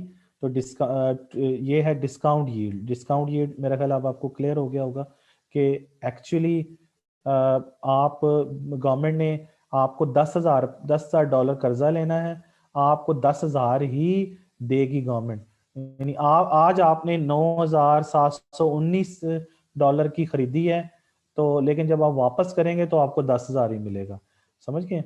और आपको कितना परसेंट बेनिफिट हुआ, यील्ड कितना मिला, वो आपको मिला है 5.55 वो आपको मिला है जनाब 5.55%, ये डिस्काउंट यील्ड है। अच्छा, डिस्काउंट यील्ड के मुकाबले में एक और यील्ड भी होती है जिसको हम कहते हैं इन्वेस्टमेंट यील्ड। ये इन्वेस्टमेंट यील्ड का फार्मूला है, लेकिन इसमें दो फर्क है। एक तो ये कि ये F minus P over P है, यहाँ पर पी है और यहाँ पर देखिए तो एफ है, एक ये फर्क है। दूसरा यहाँ 360 है और वहां पे 365 है, ये दो फर्क है। मेरी बात समझ आ गई? इसका मतलब ये है कि ये जो ये इन्वेस्टमेंट यील्ड है और ये कौन सी यील्ड थी, ये डिस्काउंट यील्ड है। ये किसका फार्मूला है, ये डिस्काउंट यील्ड का फार्मूला है। तो डिस्काउंट यील्ड जो है वो उसका जवाब हमेशा कम आएगा।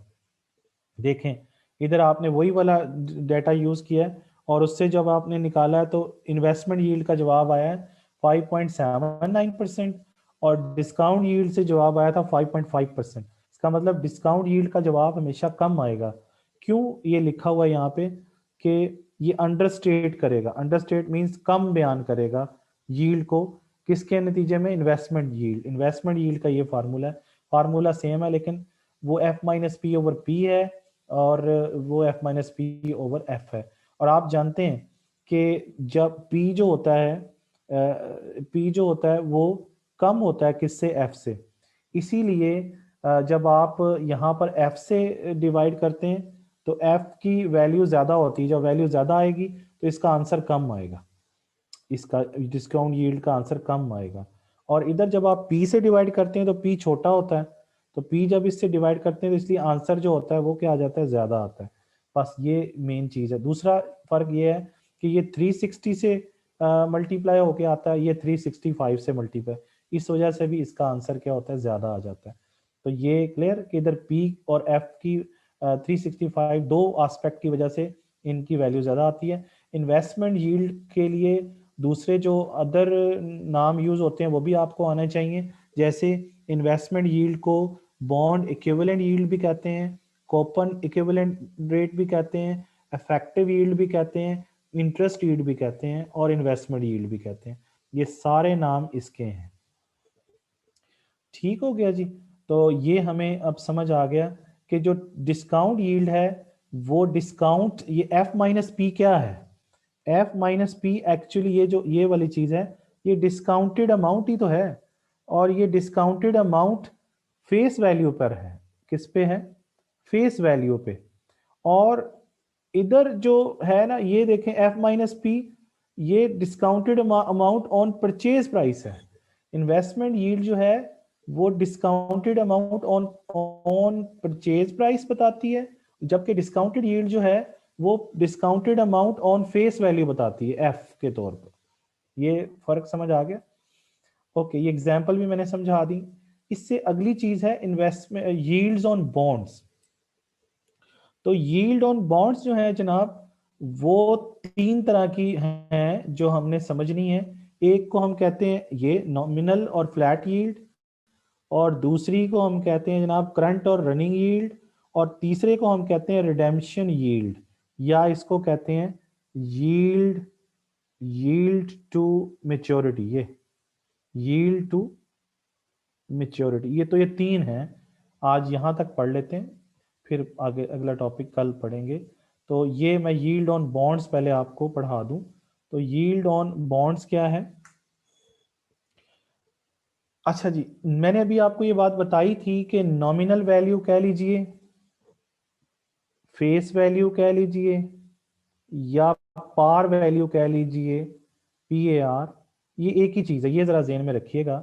तो इसका मतलब ये है कि यील्ड कैलकुलेशन जो बॉन्ड पे होती है वो रिटर्न को शो करती है, गिलेट और bond as a percentage of its nominal value या करंट प्राइस। ये देखें यहाँ पर आप देखें तो आपको समझ आएगा कि जो नॉमिनल यील्ड है ये coupon payment divided by F है, यानी ये फेस वैल्यू पे आ रही है। लेकिन ये वाली जो आ रही है जो कि करंट यील्ड है ये C ओवर P है, यानी ये कूपन पेमेंट ओवर प्राइस आ रही है, प्राइस से डिवाइड करके आ रही है। दोनों में फर्क समझ आ रहा है ना, कि नॉमिनल और फ्लैट यील्ड जो है ये बता रही है कूपन, C का मतलब है कूपन पेमेंट, और कूपन पेमेंट का मतलब है इंटरेस्ट पेमेंट। क्या मतलब है? Interest payment. तो डिवाइडेड बाय क्या है? फेस वैल्यू, और इसको मल्टीप्लाई भी करना है 100 से। इसने नहीं किया, वो आपने करना है। तो ये फेस वैल्यू, ये interest amount divided by face value, यानी ये मैंने और सिंपल करके बता दिया। 100 से ज़रब देना है, इसको भी 100 से ज़रब देना है आपके सामने। ये क्लियर होगी सारी बातें। तो नॉमिनल यील्ड क्या बताती है? सी का मतलब है कूपन पेमेंट, और divided by face value. Coupon payment का क्या मतलब है? Interest payment. तो इंटरेस्ट पेमेंट को फेस वैल्यू से डिवाइड करके 100 से क्या कर देना है? मल्टीप्लाई कर देना है। तो ये फार्मूला है नॉमिनल यील्ड का या फ्लैट यील्ड का। बताइए, समझ आ गई बात? इसका मतलब नॉमिनल यील्ड जो है वो इंटरेस्ट अमाउंट बताती है on face value.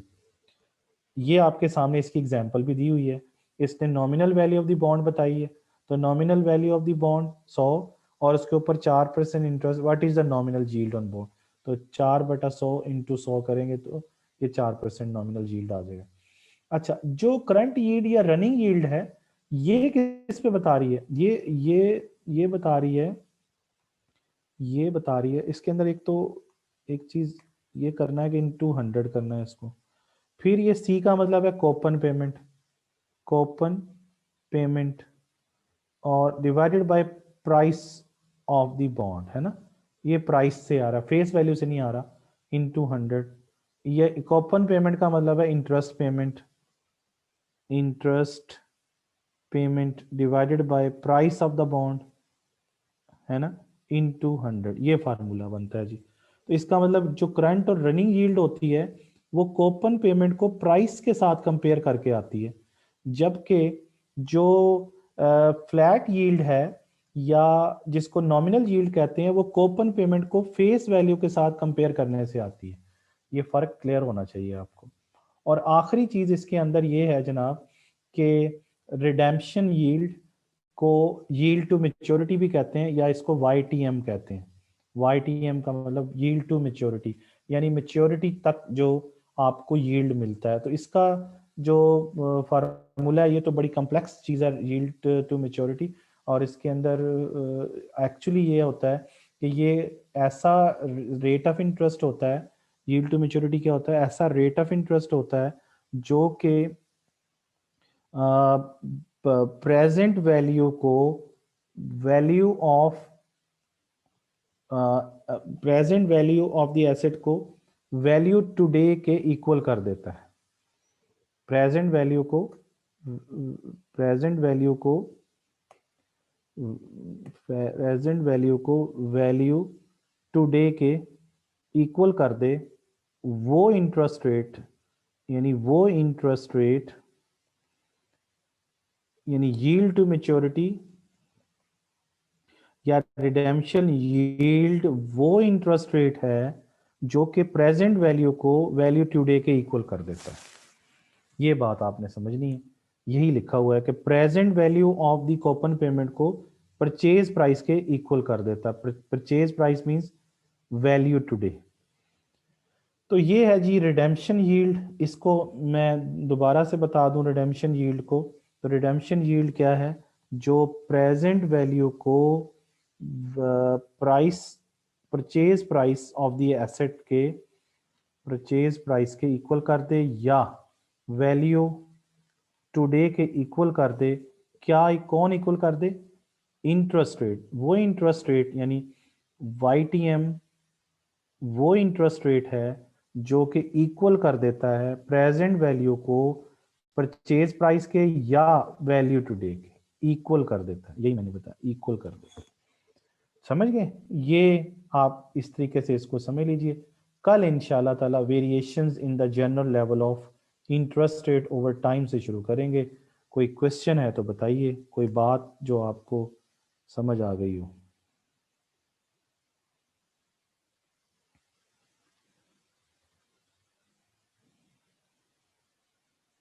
Ji, what is inflation rate? Inflation rate का मतलब होता है जी कंसिस्टेंट और persistent rise in the general price level. इस पर आगे पूरा चैप्टर आएगा, फिर मजीद डिस्कशन करेंगे इन्फ्लेशन रेट क्या होता है। अभी फिलहाल इतना समझ लीजिए, अगर कीमतें मुसलसल और मुतवातर बढ़ना शुरू हो जाएं तो उसे इन्फ्लेशन कहते हैं। ठीक है, thank you very much and